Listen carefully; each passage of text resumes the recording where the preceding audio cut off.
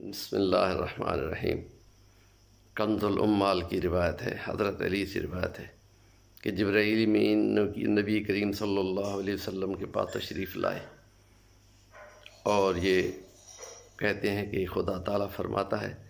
کہ اگر آپ نے دن رات میں بندگی خدا کا حق ادا کرنا ہے تو یہ حمد کے کلمات آپ ایک دفعہ پڑھ دیں، حق بندگی ادا ہو جائے گا۔ اللہم یا رب لک الحمد حمدا کثیرا خالدا مع خلودک ولک الحمد حمدا لا منتہا له دون علمک ولک الحمد حمدا لا منتہا له دون مشیتک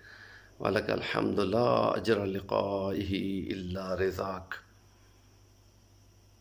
اس میں حمد کا ذکر ہے۔ حمد باری تعالیٰ کہتے ہیں خدا کی وہ خدائی صفات کو جس میں اس کا کوئی شریک نہیں ہوتا۔ جب اس کو آپ نفی کے پہلو سے پڑھتے ہیں تو وہ تسبیح بن جاتی ہے کہ یہ صفات خدا صرف خدا کی ہیں، کسی اور کے لیے نہیں بن سکتی۔ ہمیشہ سے ہونا، ہمیشہ تک رہنا،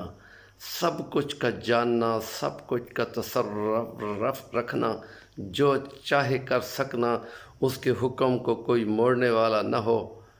یہ خدائی صفات ہیں۔ تو اس لیے تسبیح جب بولی جاتی ہے تو اس میں یوں کہا جاتا ہے کہ پاکی بولو، کہ وہ صفات خدا صرف خدا میں ہے، کسی اور کے لیے نہیں ہے، تو اور اسے نفی بولو، وَسَبِّحْ بِحَمْدِ رَبِّكَ، پاکی بولو رب کی تعریفیں کرتے ہوئے، پہلے ان کی نفی کرو پھر اثبات کرو۔ تو یہی انداز ہے اسلام کا بھی کہ پہلے نفی ہے پھر اثبات ہے، پہلے تمام چیزوں کو اٹھا کر نیست کر دو، بلکہ یوں کہ اکھاڑ دو اور بہت گہرا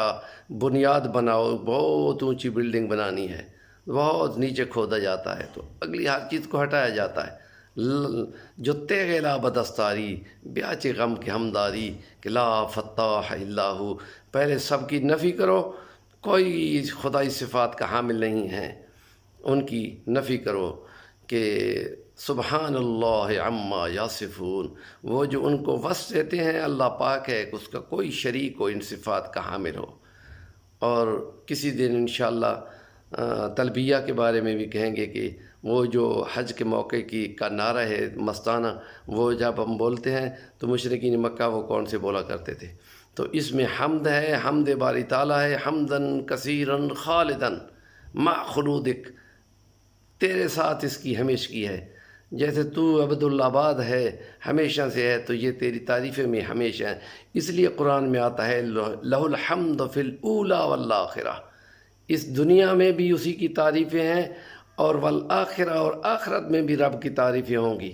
اور ایمان والے جنات میں اللہ کی تعریفیں بولیں گے نعمتیں کھا کر۔ تو یہاں بھی جب مسلمان کا یہ حال پوچھا جاتا ہے، ہاں جی سناؤ کیا حال ہے، تو وہ یہ کہتے ہیں اچھا حال ہے، یہ نہیں بلکہ حق ہے کہیں الحمدللہ، میں تعریفیں رب کی بولتا پھر رہا ہوں، اس کی نعمتیں اتنی ہیں کہ میں گن نہیں سکتا، اور کتنا بھی بندگی کا حق ادا کروں کسی ایک نعمت کے برابر ہو جائے گا، تو باقی اس کی دیکھیں دل کی دھڑکن کتنی ہے، نبض کی رفتار دیکھیں، اور خون کا دورہ دیکھیں،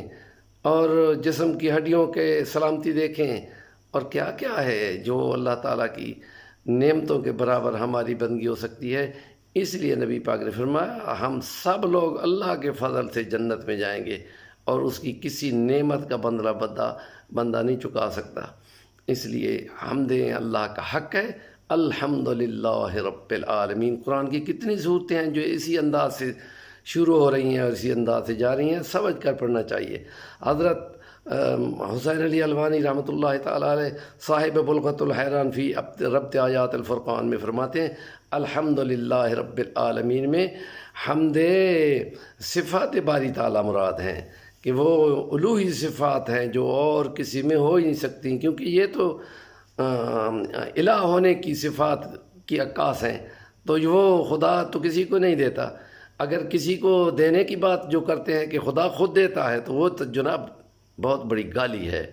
اور یہ وہ شرک ہے جو خدا کہتا ہے میں کبھی معاف نہیں کروں گا۔ شرک کے ٹاپک پہ کسی دن انشاءاللہ ضرور بحث کریں گے۔ اللہ تعالیٰ سے دعا ہے کہ اللہ تعالیٰ ہمیں اس کی تعریفیں کرنے والا، اس کی تسبیحیں پڑھنے والا، اور اس کی بندگی ادا کرنے والا بنائے۔ وآخر دعوانا الحمدللہ رب العالمین۔